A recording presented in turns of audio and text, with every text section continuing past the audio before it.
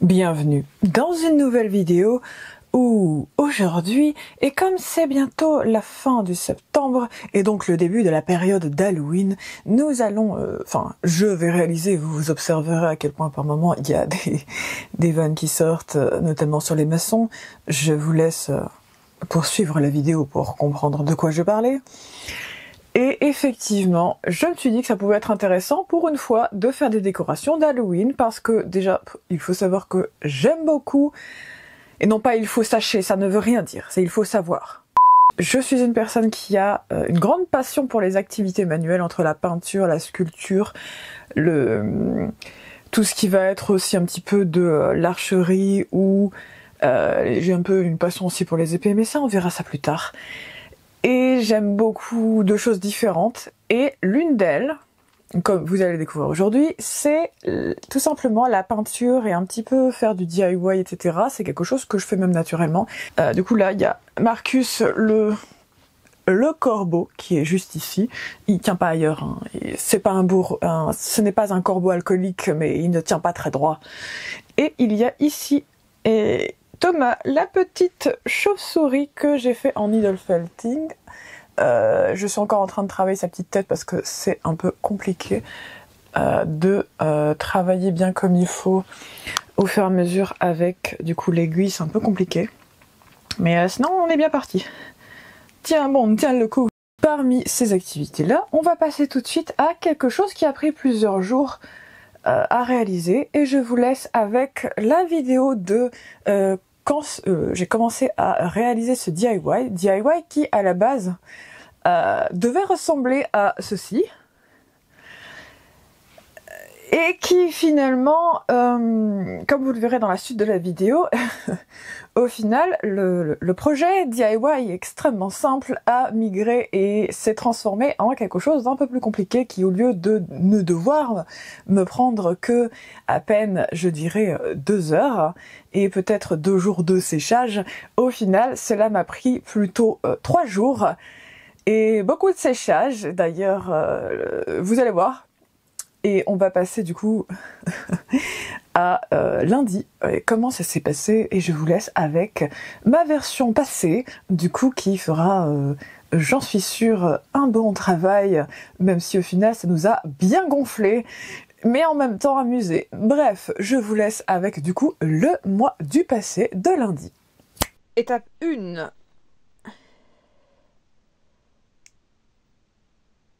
Un petit peu de celui-là pour faire un gradient. Ensuite, petit turquoise de service vers à peu près ici. On n'en met pas trop parce qu'on sait pas combien il va falloir en mettre. Allez, c'est parti, j'ai déjà mis mes doigts dans la peinture, c'est terrible. Et enfin, partie 3, pour faire le gradient, on met du noir. On va éviter de mettre du noir partout sur le lit. Voilà. Ça, on est bon. Et on est parti. Vous savez, un truc qui est bizarre, c'est que actuellement j'ai la chanson... Enfin, c'est pas tellement une chanson, c'est ce qu'on entendait sur TikTok avec les chats. Miaou, miaou, miaou, miaou.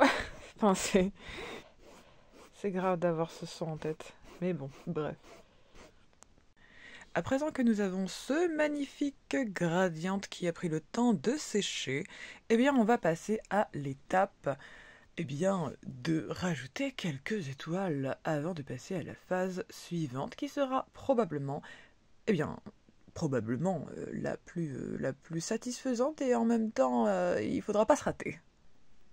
Un petit peu de peinture et de gesso sur mon petit pinceau. Maintenant, on va essayer de pas foutre la merde. Alors.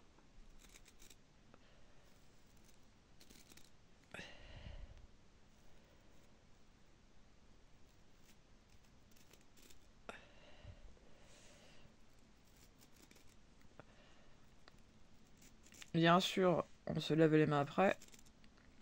Parce que bon... toi-même tu sais, ça va vite de tâcher tout ce qu'il y a quelque part. Bien sûr, pourquoi faire simple quand on peut faire compliqué? Faisons donc ça sur mon lit. Bon, un ciel étoilé, mais ne vous en faites pas, on rajoute des étoiles après. Si tu pouvais tenir Marcus, ça serait sympathique, hein, on dirait que t'es bourré. Il y a quelques jours du coup, la semaine dernière, j'ai posé un petit bol du coup pour les corbeaux, pour les attirer. On leur donnait de la nourriture, n'est-ce pas? Et en fait, avant-hier, j'ai regardé et le bol était vide et il n'y en avait nulle part ailleurs, il n'y avait pas de cosse ni rien. Donc, il y a des chances qu'un oiseau les ait pris. En plus, il y en avait quand même un certain nombre, donc c'est quand même un gros oiseau. Ça ne peut pas être un petit oiseau. Donc, c'est probablement un pigeon ou je l'espère, une corneille ou un corbeau ou des choses de ce genre. Ça peut être sympathique, hein, n'est-ce pas? Je serai la dame aux oiseaux, mais je ne ferai pas comme Pierre Perret, quoique si, je ferai un peu comme Pierre Perret, ouvrez la cage aux oiseaux.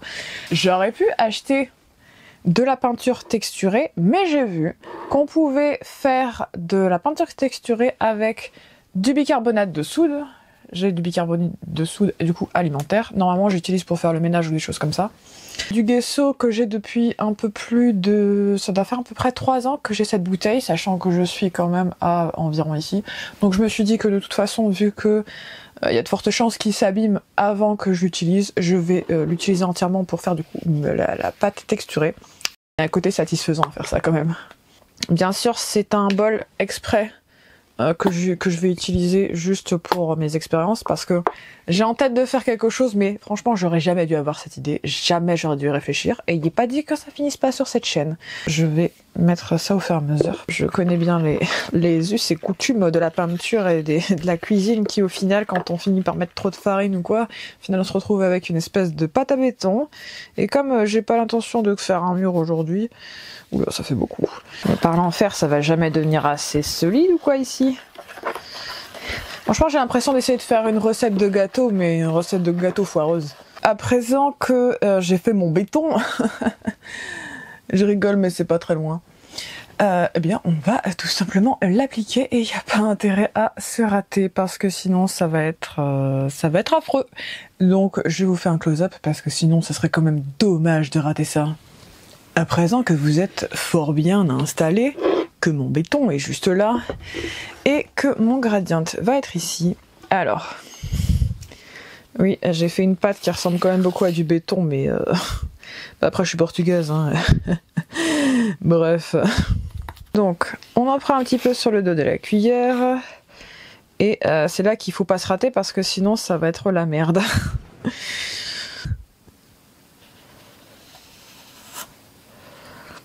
Peut-être mettre un petit peu plus.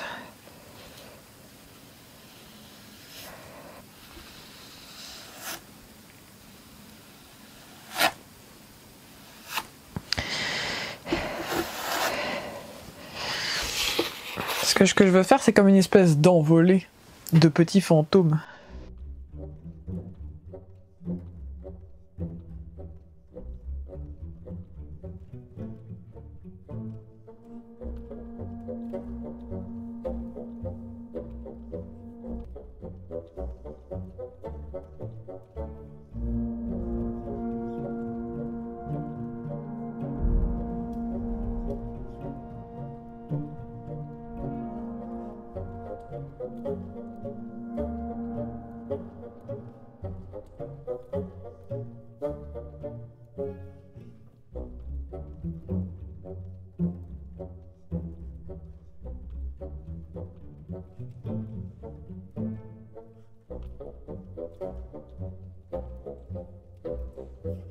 Mettons-en un peu plus dans mes doigts, on sait jamais. Je vais vous montrer du coup des petits fantômes du coup en train de venir eh bien de trépasser et en train de monter doucement mais sûrement vers eh bien les cieux. Bien entendu, on va attendre que ça sèche pour leur rajouter des yeux, sinon ça va être bizarre.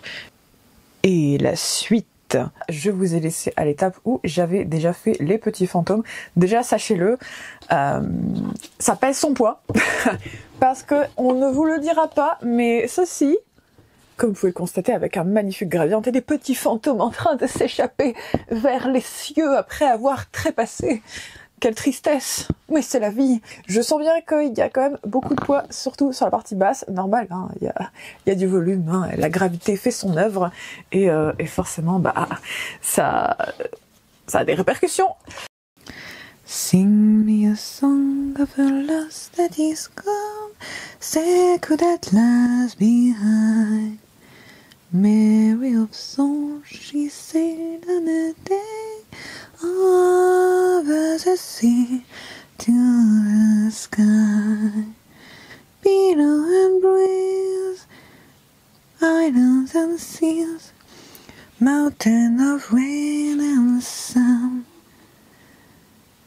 All that was good, all that was fair, all that was me is gone.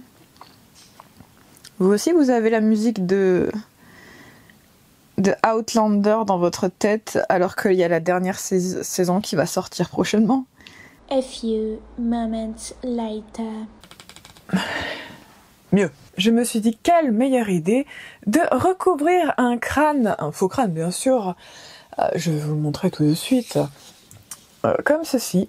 Je dirais qu'il est de taille réelle, même si il est, je ne sais pas si vous allez le voir, mais il est un petit peu peint avec une peinture cuivre. Après avoir vu notamment une vidéo de Hopscope, qui est une youtubeuse américaine, qui faisait un DIY sur un squelette géant à recouvrir de strass vert.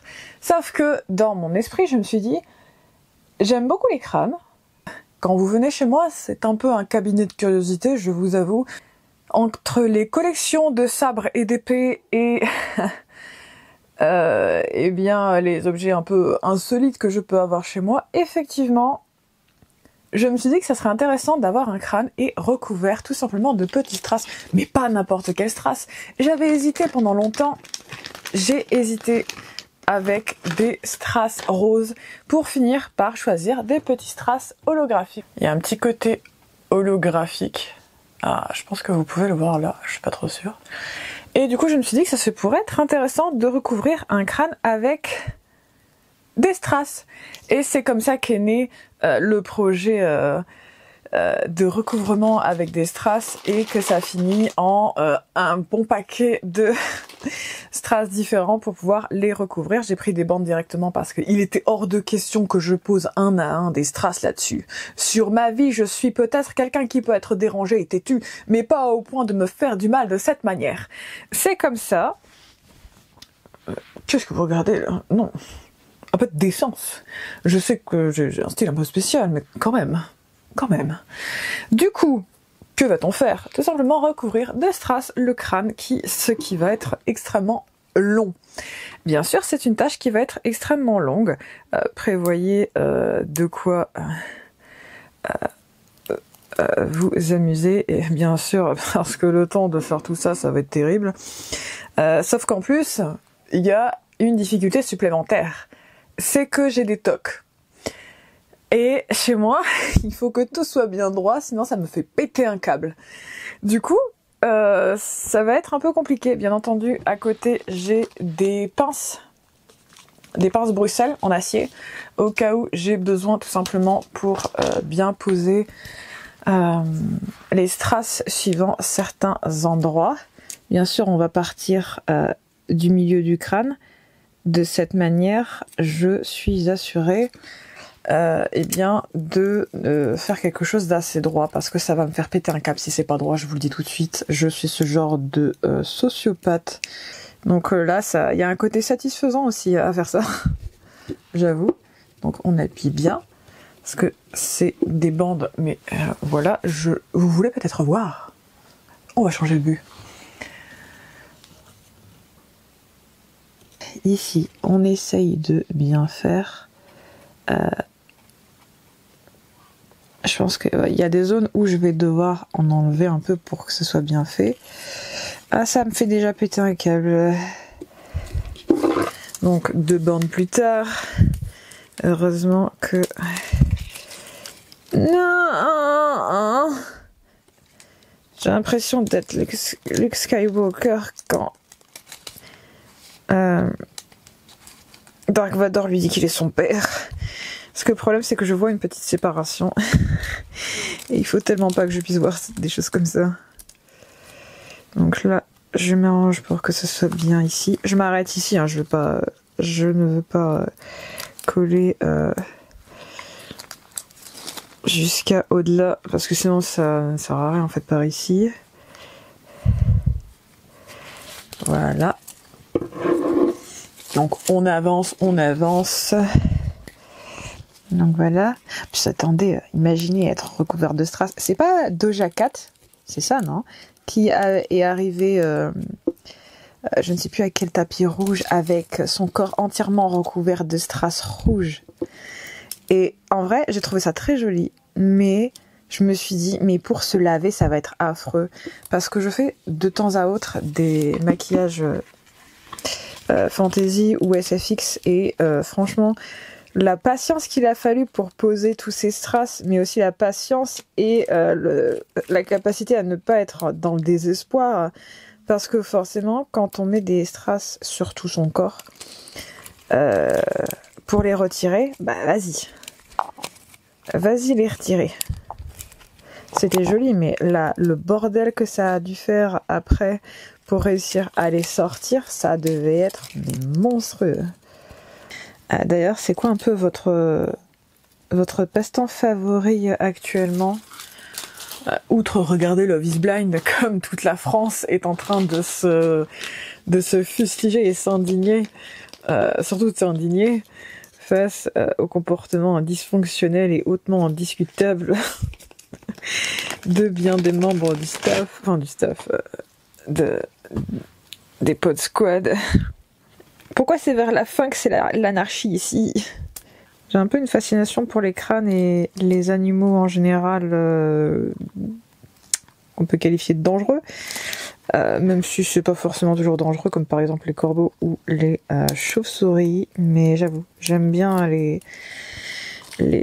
créatures un peu sombres comme ça, mais qui ne sont au final que des animaux qui ne sont juste pas souvent compris. Mais du coup, voilà, j'ai fini de recouvrir mon crâne et je vais vous montrer de ce pas, du coup, ce que ça donne.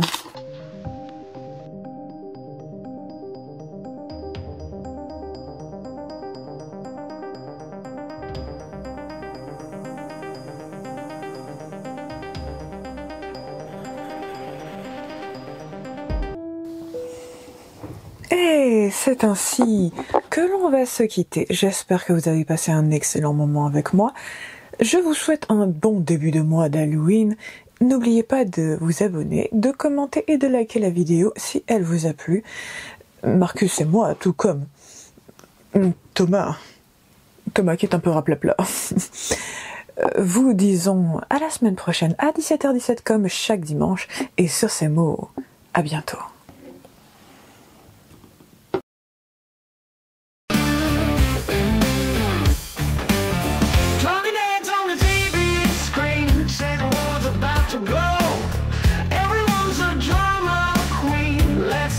Show. Press the button, stop the chatter.